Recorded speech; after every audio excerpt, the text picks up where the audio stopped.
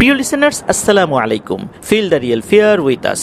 দেশ ও দেশের বাইরে যেখান থেকে আফনান দ্য হরর ওয়ার্ল্ডের আজকের শনির রাতের 15তম আয়োজনের সাথে যুক্ত হচ্ছেন বা পরবর্তীতে হবেন, সকলকে জানাচ্ছি শুভেচ্ছা ও ভালোবাসা। আশা করি সবাই ভালো আছেন, সুস্থ আছেন। প্রিয় লিসেনার্স, আজকের এই এপিসোডে আপনাদের জন্য দুটি ঘটনা নিয়ে হাজির হয়েছি। আশা করছি ঘটনা দুটি আপনাদের সকলের কাছেই ভয়ের শিহরণ জাগা নিয়ে মনে হবে ইনশাল্লাহ। ঘটনায় চলে যাব তার আগে কয়েকটা কথা না বললেই নয়। এই ভিডিওর লাইক বাটনে প্রেস করতে কিন্তু ভুলবেন না, আর এই ভিডিওর লিঙ্কটা বেশি বেশি করে আপনাদের আইডিতে শেয়ার করে দেবেন, যাতে করে আরও অনেকে আমাদের সাথে যুক্ত হয়ে এই সত্য ভয়ের ঘটনাগুলো শুনতে পারে। ঘটনাগুলো কেমন লাগছে তা জানিয়ে এই ভিডিওর কমেন্ট সেকশনে কমেন্ট করতে পারেন। এছাড়া আমাদের ফেসবুক পেজ এবং গ্রুপ তো রয়েছে আফনান দ্য হরর ওয়ার্ল্ড নামে, সেখানে গিয়েও আপনারা আপনাদের মতামত জানাতে পারেন। চলুন ঘটনায় চলে যাই। প্রথম যে ঘটনাটি আপনাদের সাথে শেয়ার করব, এই ঘটনাটি আমাদেরকে যিনি পাঠিয়েছেন ওনার নাম শেখ মিকাইল আহমেদ। ওনার বাড়ি মাগুরা জেলার মোহাম্মদপুর উপজেলার শ্যামনগর গ্রামে। উনি বর্তমানে বাংলাদেশের রিনাউন্ড একটি দৈনিক পত্রিকায় চাকরি করছেন। এমন মানুষ কম পাওয়া যাবে যারা এই পত্রিকার নাম শোনেননি। ওনার আরও কিছু ঘটনা কিন্তু ইতিমধ্যে প্রচার করেছে, বিশেষ করে 141তম এপিসোড যেটা থার্সডে নাইটের, সেখানেও কিন্তু ওনার ভয়ের ঘটনা প্রচারিত হয়েছে। এই ঘটনাটি মূলত উনি সংগ্রহ করেছেন ওনাদের ওই পত্রিকাতেই ড্রাইভিং প্রফেশনে নিয়োজিত আছেন বিজয় নামে একজন ভাইয়ের কাছ থেকে। ঘটনাটি ঘটেছিল 2018 সালে। তখন কিন্তু বিজয় ভাই এই পত্রিকায় চাকরি নেন নাই। ওই সময় বিজয় ভাইয়ের বয়স 21 কি 22 বছর, উড়ন্ত বয়স, চঞ্চল প্রকৃতির। অনেকদিন যাবৎ উনি ঢাকার মুগদা মেডিকেলে যেই অ্যাম্বুলেন্সগুলো থাকে, মানে মেডিকেলের বাইরে যে অ্যাম্বুলেন্সগুলো থাকে, বিভিন্ন মেডিকেলের বাইরে আমরা দেখি ঢাকা মেডিকেল, সরদি মেডিকেল, মিটফোর্ড বা বিভিন্ন মেডিকেলের বাইরে যে অ্যাম্বুলেন্সগুলো থাকে, সেই অ্যাম্বুলেন্সে উনি ড্রাইভারি করতেন। বিভিন্ন জায়গায় রোগী আনা নেওয়া, লাশ আনা নেওয়ার কাজ করতেন বিজয় ভাই। এক পর্যায়ে উনি কিন্তু বেশ সাহসী হয়ে ওঠেন। বিজয় ভাইয়ের বাড়ি কিন্তু ঢাকার লালবাগে। বিভিন্ন জায়গায় কিন্তু গাড়ি সার্ভিস দেওয়ার জন্য ছোট ছোট প্রতিষ্ঠান গড়ে উঠেছে। সেই প্রতিষ্ঠানে একজন মালিক থাকে, তার আন্ডারে অনেক ড্রাইভার থাকে। তো সেই মালিক বিভিন্ন সময় বিভিন্ন ড্রাইভারকে বিভিন্ন জায়গায় পাঠিয়ে থাকেন। ঠিক এমনই একটি চাকরি করতেন হচ্ছে বিজয় ভাই। ওনার যিনি মালিক তার নাম হচ্ছে জসিম। তো এই জসিম ভাই একদিন ফোন করে এই বিজয় ভাইকে যে মুগদা মেডিকেল থেকে একটি লাশ নিয়ে যেতে হবে। তো এই লাশটা নিয়ে যেতে হবে ফেনীতে। মূলত ওই সময়ে মাঝখানে একটা কাজ রয়েছে, সেটা হচ্ছে মুগদা মেডিকেল থেকে লাশটা নিয়ে আবার যেতে হবে ঢাকা মেডিকেলের মর্গে। সেখানে মূলত পোস্টমর্টেমটা হবে। এই লাশটা নাকি গলায় ফাঁস দেওয়া লাশ ছিল। তো এই কথা শোনার পর এই বিজয় ভাই প্রথমে রাজি হচ্ছিলেন না, কারণ হচ্ছে এই লাশ আনা নেওয়ার সময় ওনার তো ছোটোখাটো কিছু অভিজ্ঞতা তো আছেই, আর গলায় ফাঁস দেওয়া লাশ টানার ক্ষেত্রে, বিশেষ করে যেই লাশটায় এখনও জানাজা হয়নি বা যেই লাশটাকে এখনও জানাজা দেওয়া হয়নি, এই ধরনের লাশ নেয়ার ক্ষেত্রে কিছু সমস্যা তো হয়। আর তখন আবার রাত ছিল, এই কারণে উনি রাজি হচ্ছিলেন না। উনি বলছিলেন যে না ভাই, যেতে পারবো না, শরীর ভালো লাগছে না। একটা পর্যায়ে জসিম ভাই বলেন যে ভাই যা যা, আর তো কাউকে পাচ্ছি না। এক পর্যায়ে বিজয় ভাই বলেন যে ভাই আমি আর গাড়ি টাড়ি চালাবো না, তাও লাশের গাড়ি দিয়েন না। যাই হোক, জসিম ভাইয়ের অনেক অনুরোধের কারণে শেষ পর্যন্ত উনি রাজি হন। উনি রাজি না হওয়ার পেছনে আরও একটা কারণ ছিল, উনি আগের রাত্রেই আরেকটি লাশ নিয়ে দূরে কোনো একটা জায়গায় গিয়েছিলেন আর কি। সারা রাত জাগতে হয়েছে, আর দিনের বেলাতেও ওনার ভালো ঘুম হয় নাই, যার কারণে শরীরটাও ভালো লাগছিল না। এই কারণেই মূলত উনি রাজি হচ্ছিলেন না। তারপরও ওই জসিম ভাই উনি ওই লাশের যে আত্মীয় স্বজন তাদের সাথে কথা বলেন। কথা বলার পর বেশ ভালো টাকাই দিতে চাই সেই লাশের আত্মীয় স্বজনরা, যার কারণে এই বিজয় ভাইও বেশ মোটা অঙ্কের টাকা পাবেন। শেষ পর্যন্ত জসিম ভাই বিজয় ভাইকে রাজি করাতে সক্ষম হন। যখন মুগদা মেডিকেলে উনি অ্যাম্বুলেন্স নিয়ে যান, তখন উনি দেখেন যে লাশের সাথে তেমন কোনো আত্মীয় স্বজনও নাই, শুধু একজন মাত্র পুরুষ লোক। তাও আবার উনি হচ্ছেন এই লাশ যেটা, এই ব্যক্তি যেই মেসে থাকতেন সেই মেসেরই একজন মেসমেট। মানে এই ব্যক্তিও, মানে যিনি লাশের সাথে যাবেন তিনিও ওই একই মেসে থাকতেন। আত্মীয় স্বজন তো কেউ নাই। অবাক হলেন যে কি ব্যাপার, আত্মীয় স্বজনও নাই। তো যাই হোক, উনি বিষয়টা বুঝতে পেরেছিলেন। আমরা এই ঘটনার পরে জানতে পারবো কেন আত্মীয় স্বজন ছিলেন না।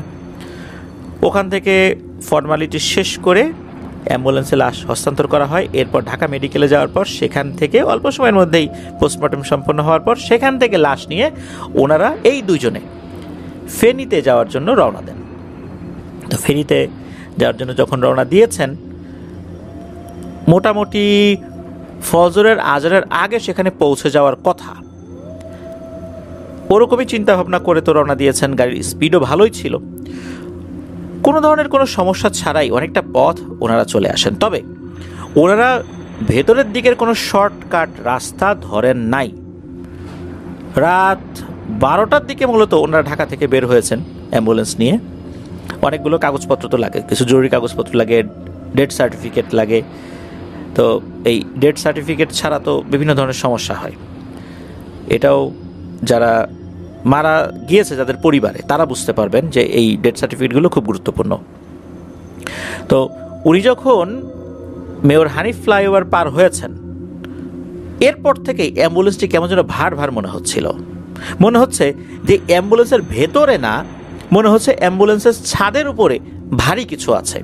ভেতরে থাকলে কিন্তু যিনি গাড়ি চালান তার কাছে এক ধরনের অনুভূতি হয়, আবার যদি ছাদের উপরে ভারী কিছু থাকে উনি গাড়ি চালানোর সময় কিন্তু আর এক ধরনের অনুভব উনি করেন। বিশেষ করে গাড়ির একটা লোডের ব্যাপার রয়েছে, কোন জায়গায় বেশি লোড পড়েছে এটা কিন্তু ড্রাইভার বুঝতে পারেন, যারা ভিতরে বসে আছে ওনারা কিন্তু এটা বুঝতে পারেন না।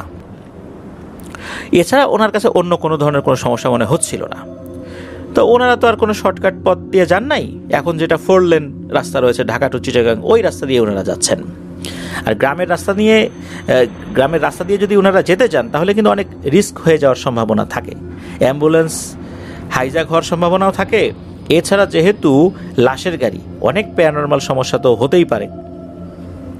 তো অ্যাম্বুলেন্সটি যাচ্ছিল ঠিকঠাক মতোই। কুমিল্লার 14 গ্রামের কাছাকাছি পৌঁছানোর আগে তখন থেকে মূলত বিপত্তি ঘটতে থাকে। এর আগ পর্যন্ত ওই শুধু ভারী অনুভূত হওয়া ছাড়া অন্য কোনো কিছু মনে হয় নাই বিজয় ভাইয়ের কাছে। হঠাৎ করেই নাকি অ্যাম্বুলেন্সে থাকা লাশটি কেমন যেন একটু ঝাঁকি দিয়ে ওঠে কোনো কারণ ছাড়াই।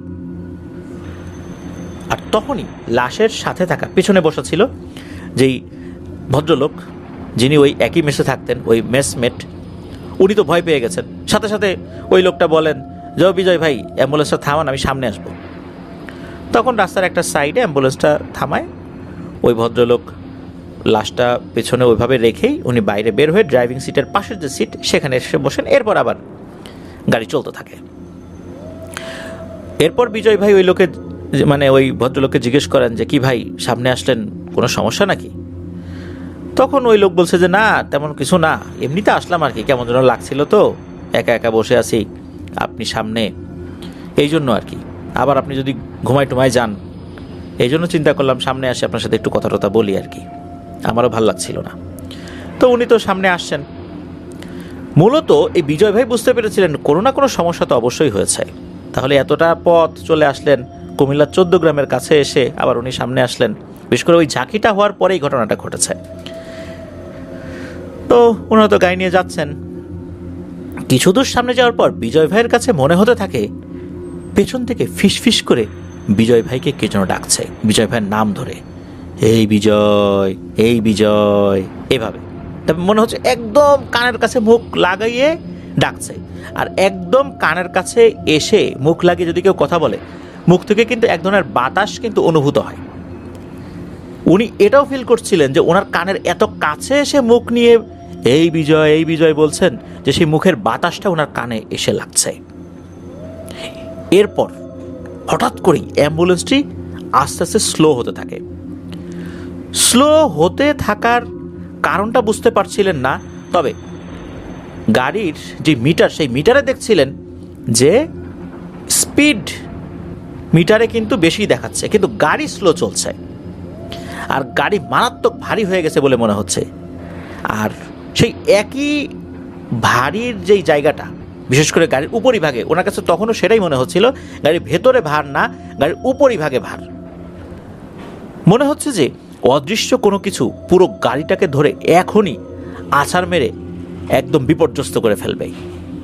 ওই সময়ে বিজয় ভাই পাশে থাকা ওই ভদ্রলোককে বলেন যে ভাই, পেছন দিকে কিন্তু তাকায়েন না, সোজা তাকায় থাকেন আর দোয়া দূর যা জানেন সেটা পড়তে থাকেন।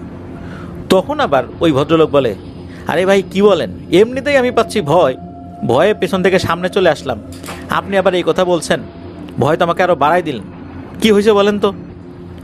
নাকি আমি ভুল বোধ করছি, আমার মনের ভুল?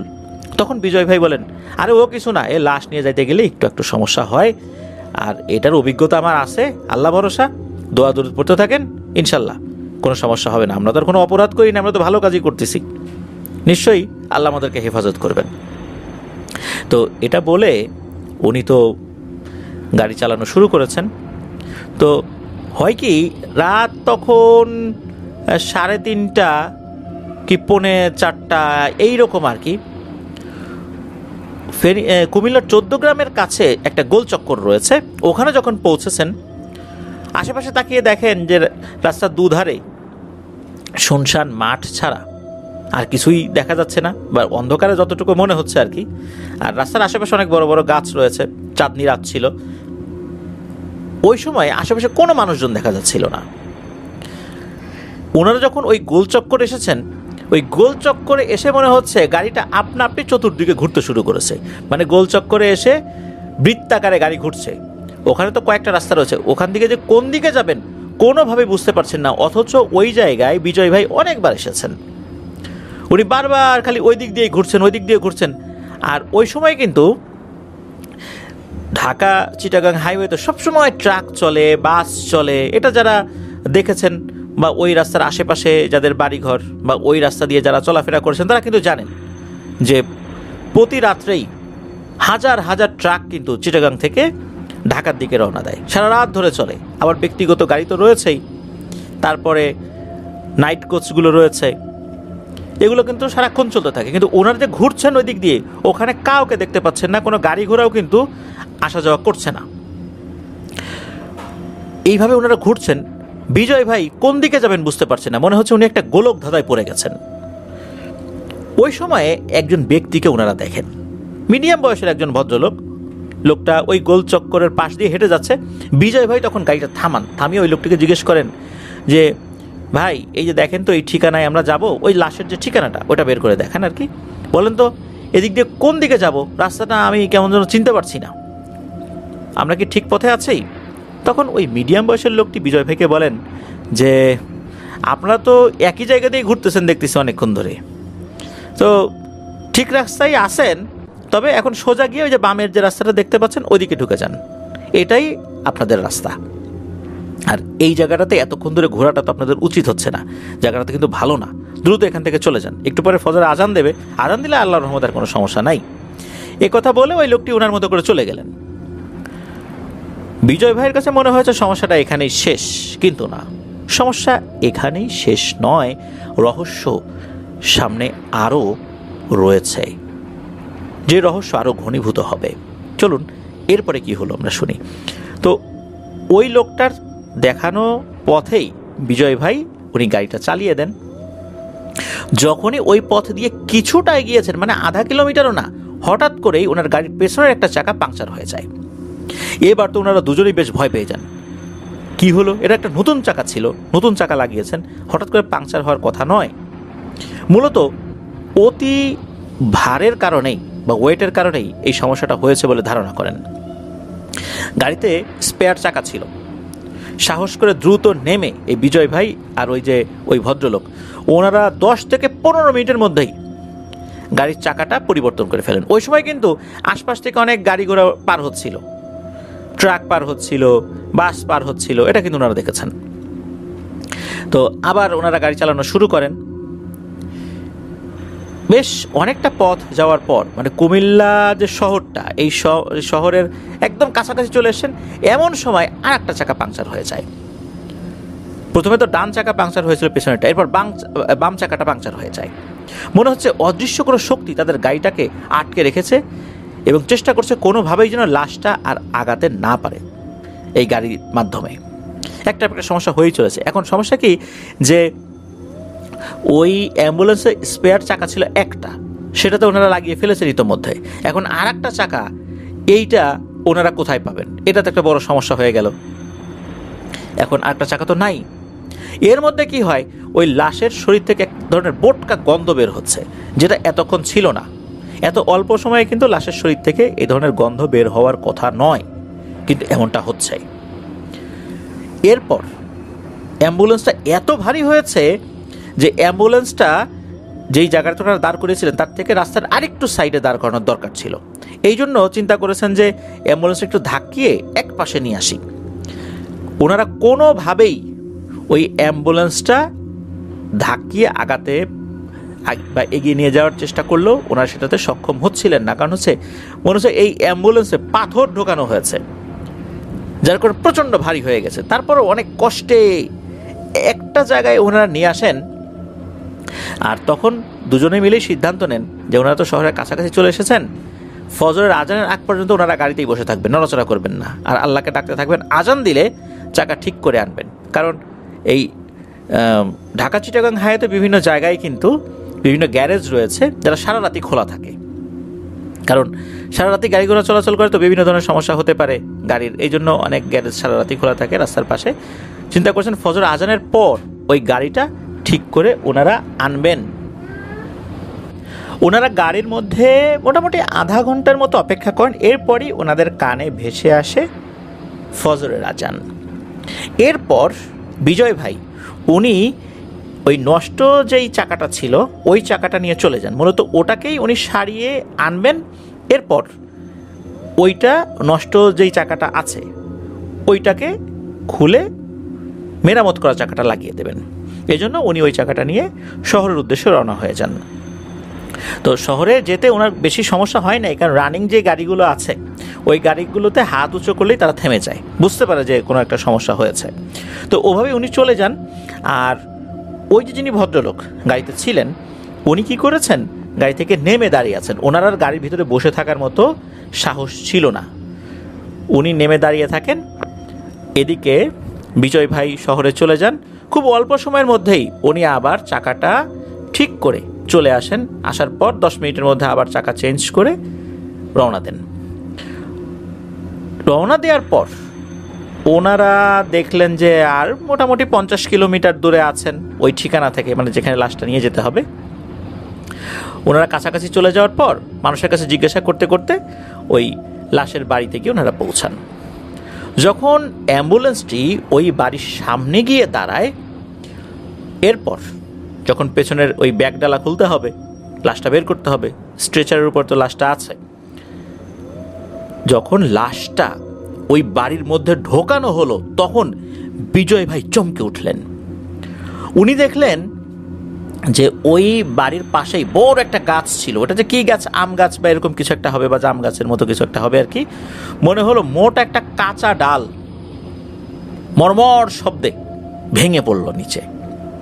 তবে বাড়ির লোকজন তো কান্নাকাটি করছিল, বাড়ির লোকজন ওই ডাল পড়েছে এই বিষয়ে খুব একটা খেয়াল করে নাই।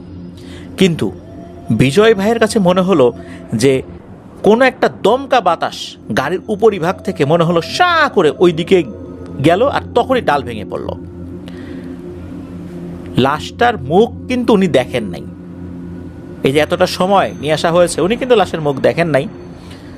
যখন লাশটা খোলা হলো, খোলার পর বিজয় ভাই লাশটা দেখতে গিয়েছিলেন। আর যখন দেখেছেন এরপর উনি সেন্সলেস হয়ে পড়ে যান। মূলত লাশটার চেহারা দেখে উনি আতঙ্কগ্রস্ত হয়ে গিয়েছিলেন, এমনভাবে আতঙ্কিত হয়েছিলেন যে উনি ওনার সেন্স ধরে রাখতে পারেন নাই। উনি দেখেন যে মুখ দিয়ে এক ধরনের কালো রক্ত বের হচ্ছে, জিহবাটা অনেকখানি বের হয়ে আছে, আর লাশের চোখ দুটো খোলা, একদম চোখ বড় বড় করে তাকিয়ে আছে, বিষয়টা এরকম না কিন্তু খোলা। মূলত হঠাৎ করে এরকম দৃশ্য দেখার পরেই উনি সেন্সলেস হয়ে পড়ে গিয়েছিলেন। এরপর লাশের যে আত্মীয় স্বজন তারা কি লাশ সামলাবে না বিজয় ভাইকে সামলাবে? ওদিকে ওই ভদ্রলোক যিনি ম্যাচমেট উনি তো দূরে অবস্থান করছিলেন, উনি লাশের কাছে দাঁড়িয়েছিলেন না। লোকজন কি আর করা, কিছু লোক এই ড্রাইভার সাহেবকে ঘরের ভেতরে নিয়ে যান। স্থানীয় একজন হুজুরকে ডেকে নিয়ে আসা হয়। সেই হুজুর বিজয় ভাইকে ঝাড়ফুঁক করেন, পানি পরে ছিটিয়ে দেন। এর কিছুক্ষণ পর ওনার জ্ঞান ফেরে। উনি যখন স্বাভাবিক হয়েছেন তখন ওই হুজুর বলছেন যে আপনারা এই লাশ নিয়ে এতটা পথ কিভাবে আসলেন, কোনো সমস্যা হয় নাই তো? তখন বিজয় ভাই বলেন যে হ্যাঁ হয়েছে, ছোটোখাটো কিছু সমস্যা হয়েছে, তবে এই লাশের চেহারা দেখার পর আমি মারাত্মক ভয় পাইছি। এরকম বিমর্ষ লাশ আমি আগে কখনো দেখিনি।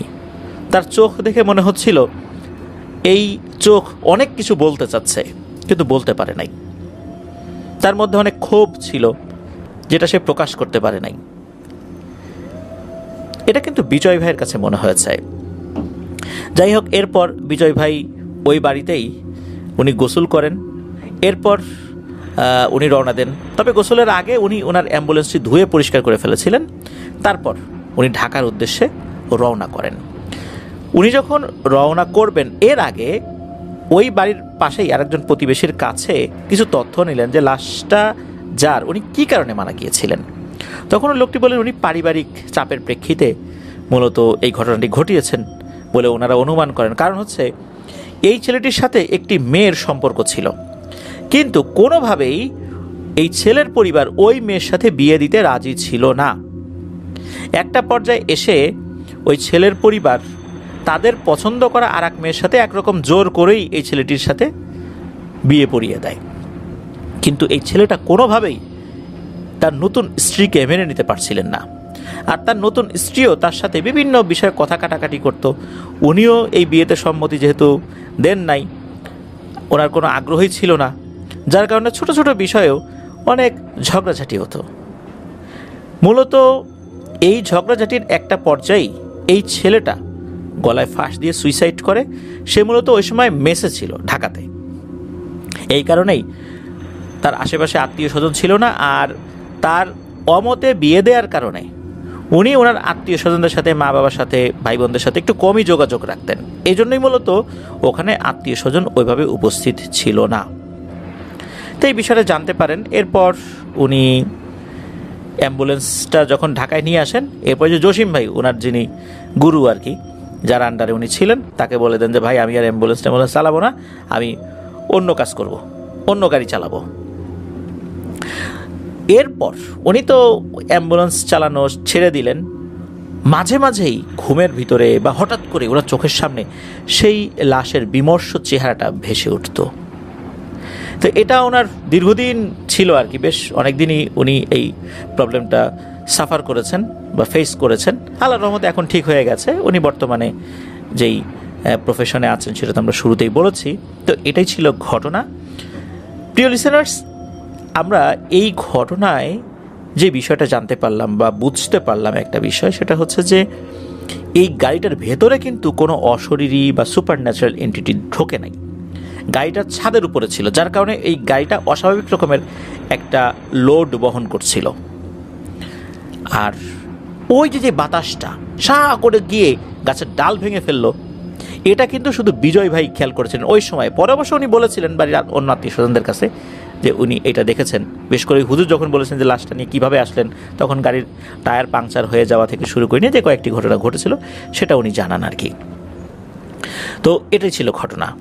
প্রিয় লিসেনার্স, এক্ষেত্রে একটা পরামর্শ, সেটা হচ্ছে যে যদি কখনো এই ধরনের লাশ আমাদের সাথে থাকে, যে আমরা আমাদের কোনো আত্মীয় স্বজনের লাশ এভাবে আমরা নিয়ে আসি, আমরা চাই না যে এরকমভাবে কেউ মারা যাক, তারপরও যদি কখনো এই ধরনের ঘটনা ঘটে, আমরা চেষ্টা করব ওখানেই গোসল দিয়ে, হসপিটালের বাইরে কিন্তু এরকম গোসল দেওয়ার লোক রয়েছে যারা শরীয়সম্মতভাবে খুব সুন্দর করে গোসল দিতে পারে।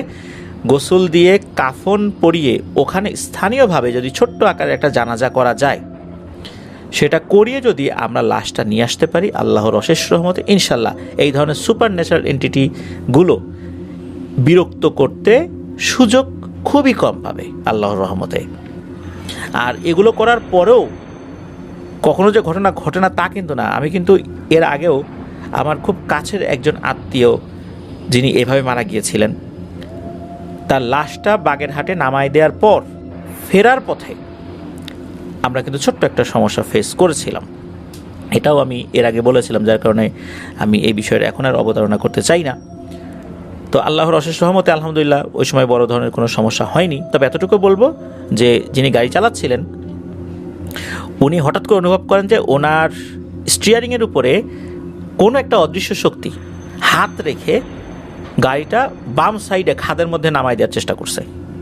এরপরে মূলত উনি গাড়িটা থামিয়ে ফেলেন।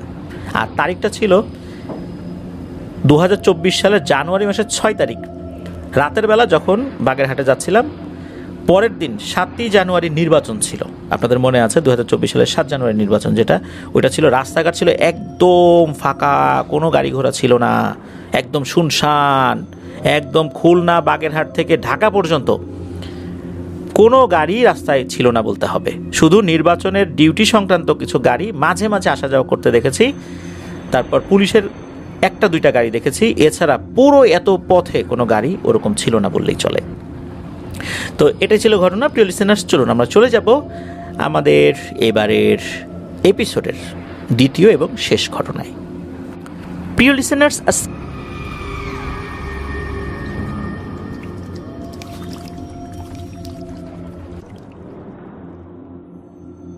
আবারও স্বাগতম জানাচ্ছি প্রিয় লিসেনার্স আমাদের শনির রাতের 15তম আয়োজনের দ্বিতীয় এবং শেষ ঘটনায়। এখন যে ঘটনাটি আপনাদের সাথে শেয়ার করব, এই ঘটনাটি আমাদেরকে যিনি পাঠিয়েছেন তার নাম মোহাম্মদ আসিফ হাওলাদার। ওনার দেশের বাড়ি ভোলাতে, ওনার বাসা মিরপুর 1-এর রোড 2 ব্লক H। উনি বর্তমানে একটি সোয়েটার ফ্যাক্টরিতে কর্মরত রয়েছেন। ওনার মাঝে মাঝে এত কর্মব্যস্ততা থাকে যে কখনো কখনো টানা 7 রাত নাইট ডিউটি করতে হয়। এর মধ্য দিয়ে উনি ঘটনাটি লিখে পাঠিয়েছেন। আর ওনার এই ঘটনাটাই যে প্রথম প্রচার করছি বিষয়টা এরকম না, এর আগেও ওনার 2টি ঘটনা আমরা প্রচার করেছি। এটা ওনার 3 নম্বর ঘটনা যেটা আমরা এখন প্রচার করছি। যখন ঘটনাটি সূত্রপাত হয় তখন সালটা 2006, তখন উনি ক্লাস 8-এ পড়েন। শীতকাল ছিল, মাসটা ছিল ডিসেম্বরের মাঝামাঝি। উনি ওনার নানির সাথে ওনার গ্রামের বাড়িতে বেড়াতে যাচ্ছিলেন। ওনাদের গ্রামের বাড়ি ভোলাতে। আর ওনারা সাধারণত লঞ্চেই বেশি যাতায়াত করতেন, যদিও বা বাসেও যাওয়া যায়, কিন্তু ভোলার লোকজন অধিকাংশ ক্ষেত্রেই লঞ্চটাকেই যাতায়াতের উত্তম মাধ্যম হিসেবে বিবেচনা করেন, কারণ ওখানে অনেক ঘাট রয়েছে। আর সড়ক পথে যেতে গেলে বিভিন্ন জায়গায় ভেঙে ভেঙে ভেঙে ভেঙে যেতে হবে, এটা অনেক কষ্টকর একটা ব্যাপার হয়ে যায়। এজন্য লঞ্চে গেলে হয় কি, বিভিন্ন ঘাটগুলোতে লঞ্চগুলো থামে, তো এই জন্য খুব সুবিধা হয় আর কি। ওনার মনে পড়ে দিনটা ছিল বুধবার। ওনারা রেডি হয়ে সদরঘাটে চলে গেলেন 7টার মধ্যে। ওনাদের লঞ্চে যাওয়ার কথাই ছিল, আগে থেকেই সব কিছু রেডি করা ছিল। একটু আগে আগে যেতে হয়, তা না হলে অনেক সময় ভালো জায়গাগুলো পাওয়া যায় না, কেবিন পাওয়া যায় না, এরকম অনেক সমস্যা তো হয়। উনি লঞ্চে এর আগেও আসা যাওয়া করেছেন, আর দীর্ঘ সময় লঞ্চের ছাদে বসে থাকতে ওনার খুব ভালো লাগে আর কি। নদীর বাতাসটা লাগে, এটা বেশ উনি এনজয় করেন। তো ওনারা লঞ্চে ওঠার পর লঞ্চের 2য় তলায় একটি জায়গায় ওনারা অবস্থান নেন। লঞ্চ 8:30টার দিকে ছাড়ে। লঞ্চ ছাড়ার পর উনি বরাবরের মতো ছাদে চলে যান ওনার ছোট ভাইকে নিয়ে। ওনার ছোট ভাইয়ের নাম হচ্ছে রিপন। তো তাকে নিয়ে চলে যান। সেখানে মোটামুটি রাত 10টা পর্যন্ত অবস্থান করে আবার নিচে এসে রাতের খাবার খেয়ে উনি আবার ছাদে আসেন। আর রিপন, যিনি ওনার ছোট ভাই, তিনি ওখানেই থেকে যান আর কি। তখন এই আসিফ ভাইয়ের নানি এবং ওনার ছোট ভাই রিপন খাওয়া দাওয়া করার পর ওনারা ঘুমানোর চেষ্টা করছেন। আর উনি ছাদে যাওয়ার পর একটু হাঁটাহাঁটি করতে করতে লঞ্চের যিনি ড্রাইভার তার কাছে গিয়েছেন, তার সাথে গিয়ে বিভিন্ন কথা বলছেন। আর উনি তো তখন কিশোর বয়সী, মনের মধ্যে অনেক উৎসাহ উদ্দীপনা থাকে, কীভাবে লঞ্চ চালানো হয়, লঞ্চের বিভিন্ন পার্টসগুলো কিভাবে কাজ করে, এই জিনিসগুলো উনি জানছিলেন আর কি।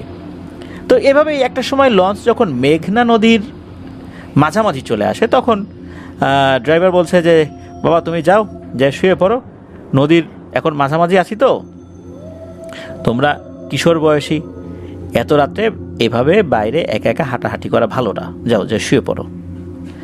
তখন ড্রাইভারের চোখে মুখে এক ধরনের ভয়ের ছাপ, আবার কথার মধ্যে এক ধরনের রহস্য বোঝা যাচ্ছিল, যেটা উনি ওই বয়সে বুঝতে পারলেও কিন্তু কী কারণে এমনটা বলেছিলেন তখন বুঝতে পারেন নাই।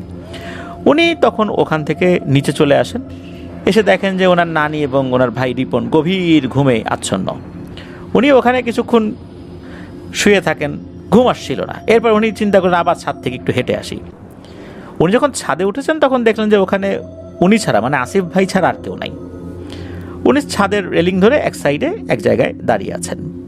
তখন কিন্তু প্রচণ্ড শীত লাগছে, তারপর ওনার ভালো লাগছিল, শীতের কাপড় চোপড় পরা ছিল, মাথায় মাফলারও পেঁচানো ছিল, এই কারণে শীতে খুব বেশি সমস্যা হচ্ছিল না। এরপর উনি চিন্তা করলেন যে কোনো একটা জায়গায় গিয়ে বসি, এখানে ছাদে দাঁড়িয়ে না থেকে।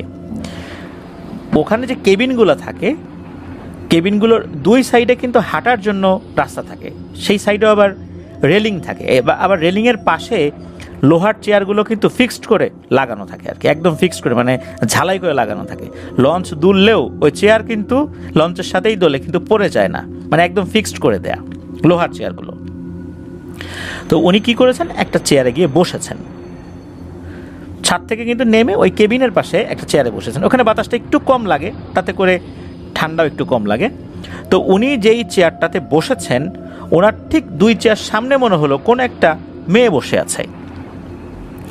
আর দেখে, পেছন থেকে দেখে যতটুকু মনে হচ্ছিল যে তার বয়স 20-এর উপরে না। আর এই যে ঠান্ডা, এই ঠান্ডার মধ্যে সবাই মোটা শীতের কাপড় পরা, কিন্তু এই মেয়েটার শরীরে কোনো শীতের পোশাক নাই, সাধারণ ড্রেস পরা। ওই অন্ধকারে, বা অন্ধকার বলা যাবে না কারণ ওই করিডোরে তো আলো থাকেই, মেয়েটির পরনে সালোয়ার কামিজ ছিল আর হালকা কমলা রঙের ড্রেস ছিল, যেটা উনি বুঝতে পারছিলেন। আর লঞ্চে চলার সময় যে বাতাস হয়, এই বাতাসে কিন্তু ওই মেয়েটার চুল উঠছিল। তো উনি ভাবছেন যে এই ঠান্ডার মধ্যে এই মেয়েটা এভাবে বসে আছে, এর কি ঠান্ডা ঠান্ডা লাগে না নাকি? এ কেমন মেয়ে, কোনো ঠান্ডাই লাগে না, অথচ আমরা ঠান্ডায় কাঁপাকাঁপি করছি। অনেকে এই ঠান্ডার কারণে কেবিন থেকেও বের হয় না, ছাদেও লোকজন নাই, গরমের সময় থাকে সব সময়, কিন্তু এই মেয়েটা এই ঠান্ডার মধ্যে এখানে বসে আছে, কারণ কি? এখন উনি পিছনে বসে আছেন, ওনার একটু কৌতূহল জাগলো যে এই মেয়েটাকে একটু দেখি সামনে থেকে, এ কেমন ধরনের লোক, তার ঠান্ডা লাগে না। উনি চেয়ার থেকে উঠে এক পা দু পা করে একটু সামনের দিকে এগিয়ে গেছেন, আবার চিন্তা করেন যে এখন যদি হুট করে সামনে গিয়ে তার দিকে ঘুরে তাকাই, তখন মেয়েটা তো খারাপ মনে করতে পারে। এর থেকে একটা কাজ করি, একদম লঞ্চের সামনে দিয়ে ঘুরে, একদম সার্কেল হয়ে ঘুরে যদি ওই দিক দিয়ে আসি, তাহলে মেয়েটিকে সামনে থেকে দেখতে পারবো, এটাই ভালো হবে। উনি যেই না ঘুরে যাওয়ার জন্য রেডি হয়েছেন, তখন সামনে থেকে একটা কথা ভেসে আসে, জাসিফ, সামনে দিয়ে আসতে হবে না, আমি তোমাকে চিনি, আমাকে দেখার মতো সাহস এখনো তোমার হয় নাই। এটা বলেই মেয়েটি হাসতে শুরু করে। মেয়েটির গলার ভয়েস ছিল স্বাভাবিক, মানে কোনো ভয়ঙ্কর না, সুন্দর ভয়েস, সে কোনো নাকি সুরেও কথা বলছিল না। উনি তো অবাক হয়ে দাঁড়িয়ে রইলেন, আরে এ কী ব্যাপার, এই লঞ্চের মধ্যে এই মেয়ে আমার নাম জানলো কিভাবে? আর আসিফ ভাই যে মনে মনে ঘুরে এসে তাকে দেখবে, এটা সে কিভাবে বুঝলো? উনি তো মেরে দাঁড়িয়ে রইলেন।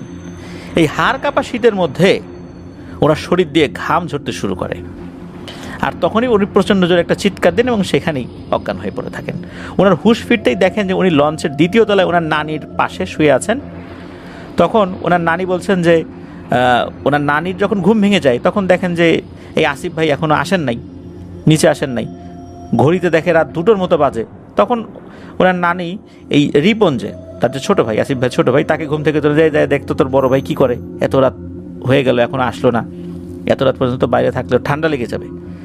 তখন মূলত তার ছোট ভাই রিপন, উনি খোঁজা শুরু করেন তাকে। তখন নাকি গিয়ে দেখেন উনি লঞ্চের ছাদের উপরে পড়ে আছেন। তখন ওই লঞ্চের যারা স্টাফ আছে তাদেরকে ডেকে, তাদেরকে সাথে নিয়ে এই আসিফ ভাইকে নিচে তাদের যেই থাকার জায়গাটা ওখানে নিয়ে আসেন। অথচ উনি কিন্তু যখন সেন্সলেস হয়েছেন তখন কিন্তু ছাদে ছিলেন না, উনি ছিলেন অন্য জায়গায়। উনি ছাদে গেলেন কিভাবে? উনি নানিকে সব কথা খুলে বলেন। নানি বললেন, যারা ধুর, এগুলো তোর মনের ভুল, এটা সেটা বলে আপাতত ওই সময়টা পার করে দেন। এদিকে এই আসিফ ভাই, উনি কিন্তু পরবর্তীতে আর ঘুমানো নাই। ওনার নানি বলেছেন তুই ঘুমা, কিন্তু উনি ঘুমান নাই। উনি চিন্তা করলেন যে এই লঞ্চ যেই যেই ঘাটে থামে, প্রত্যেকটা ঘাটে যাত্রী নামার সময় উনি খেয়াল করবেন যে ওই মেয়েটা কোন ঘাটে নামে। লঞ্চটা তো লোকাল, যার কারণে অনেক ঘাটেই লঞ্চটা থামতো। এটা ডিরেক্ট মানে কোন লঞ্চ ছিল না। লঞ্চ যেই যেই ঘাটে ঘাট করেছে, মানে থেমেছে, উনি লঞ্চের সামনে গিয়ে দেখতে থাকেন আসলে ওই মেয়েটা নামে কিনা। অদ্ভুত ব্যাপার, কোনো ঘাটেই ওই মেয়েটাকে নামতে উনি দেখেন নাই। সবার লাস্টে ছিল ওনাদের ঘাট, নামতে নামতে সকাল 11টা বেজে গিয়েছিল, উনি সেখানেও নামতে দেখেন নাই। এরপর লঞ্চে যিনি টিকিট বিক্রি করেন তাকে উনি বলেছিলেন যে ছাদের কেবিনে এমন কি কোনো ফ্যামিলি উঠেছে যেখানে এরকম বয়সী কোনো একটা মেয়ে ছিল। তখন ওই টিকিট বিক্রেতা বলেন যে লঞ্চের ছাদের কোনো কেবিন ভাড়াই হয় নাই, কারণ শীতের সময় তো যাত্রী কম ছিল, এই জন্য এইবার লঞ্চের অনেক কেবিন ফাঁকা গিয়েছে। যাই হোক, এরপরে উনি ওনার নানির সাথে ওনার মামার বাড়িতে চলে গিয়েছেন। ঘটনা কিন্তু এখানেই শেষ নয়, বলা যায় সূত্রপাতটা এখান থেকেই। এরপর দুদিন উনি আর কিছু দেখেন নাই। দুদিন পর রাত্রেবেলা একটা স্বপ্ন উনি দেখেন। স্বপ্নের মধ্যে দেখেন যে একটি নারী অবয়ব, সেই নারী অবয়বটা এই আসিফ ভাইকে বলছে যে আসিফ তুমি কি ভয় পেয়েছো? ভয় নাই, ভয় নাই, আমি তোমার কোনো ক্ষতি করব না। এই বলে মেয়েটি হাসতে থাকে। সেটা অট্ট হাসি ছিল না, আবার মৃদু হাসিও ছিল না। মেয়েটি এক পর্যায়ে বলে ওঠে যে আমার নাম আয়না, আমি তোমাকে অনেকদিন ধরে দেখছি, তবে ভয়ের কোনো কারণ নাই, আমি তোমার কোনো ক্ষতি করব না, আর আমার দ্বারা তোমার কোনো ক্ষতি হওয়ার সম্ভাবনাও নাই ইনশাল্লাহ। এরপরই নাকি মেয়েটি হাওয়ায় মিলিয়ে যায়। উনি তো ধর্মর করে ঘুম থেকে উঠে বসেন। ওই রাত্রে ভালো করে ঘুমাতে পারেন নাই। সকালবেলা ওনার নানিকে সব কথা খুলে বলেন। নানি তাকে সান্ত্বনা দিয়ে বলেন, আরে বেটা এটা শুধুই স্বপ্ন, রাত্রে ঘুমানোর সময় আয়াতুল কুরসি পরে ঘুমাবি, এসব উল্টাপাল্টা আর কিছু তোর নজরে আসবে না, এরকমটা আর কি বলেন নানি। তো এরপর যেটা হয় সেটা হচ্ছে যে উনি ওনার মামাতো ভাইদের সাথে মাঠে ফুটবল খেলতে গিয়েছিলেন। ওর একটা স্কুলের মাঠ ছিল, আর ওই জায়গাটার নাম হচ্ছে চরমঙ্গল।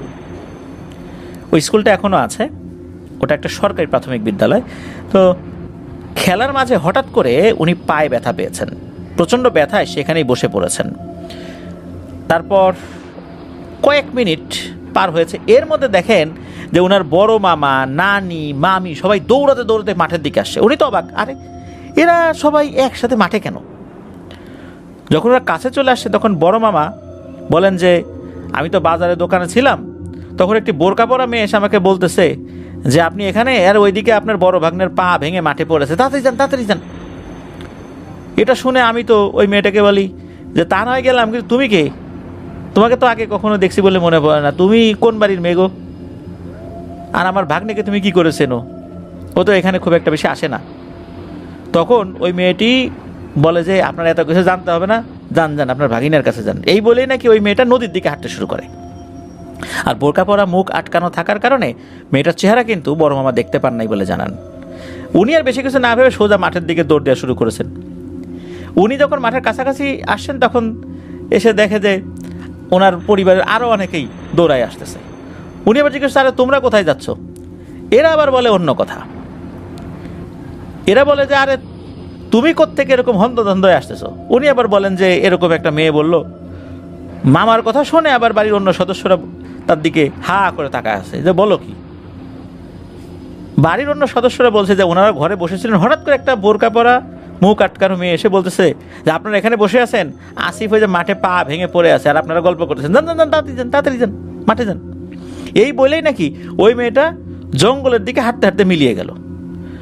আর পরিবারের অন্য সদস্যরা ওই মেয়েটাকে কোনো প্রশ্ন করারও কোনো সুযোগ পায় নাই। তখন তারাও আবার হন্তদন্ত হয়ে ছোটাছুটি শুরু করছে। প্রতিমধ্যে বড় মামার সাথে দেখা হয়ে গেছে। ওনারা বুঝতে পারলেন যে এই একই মেয়ে তাদেরকে খবর দিয়েছে। কিন্তু অদ্ভুত ব্যাপার হচ্ছে যে এই মামাকে যে খবর দিয়েছে, খবর দেওয়ার পর এত দ্রুত কিন্তু তার বাড়িতে যাওয়ার কথা না, হেঁটে হেঁটে যেতে তো সময় লাগবে। অথচ মনে হচ্ছে একই সময় তারা খবর পেয়েছে, তারা একই সাথে আসছিল মাঠের দিকে, আর ওই সময় এদের সাথে দেখা হয়ে গেছে। যাই হোক, এরপর এই আসিফ ভাইকে ওখান থেকে বাড়িতে নিয়ে যাওয়া হয়। আসিফ ভাইকেও বলা হয় এই ঘটনা করছে। উনি তো শুনে অবাক। তখন পরিবারের সদস্যরা কিছু বিষয় বুঝতে পারেন যে নিশ্চয়ই কোনো সমস্যা হয়েছে। এরপর একজন ডক্টর দেখানো হয়, কিন্তু কোনো লাভ হচ্ছিল না। পা ভাঙে নাই, কিন্তু কোনোভাবে পাটা ভালো হচ্ছে না। ভাঙেও নাই, মচকাও নাই, কিন্তু পা ভালো হচ্ছে না। এরপর পাশের গ্রামে একজন ভালো হুজুর আছে। মামা পরের দিন তাকে ডেকে নিয়ে আসেন। এরপর হুজুর এসে বলেন যে ভাই আপনার ভাগিনার ঘাড়ে কিছু একটা আছে।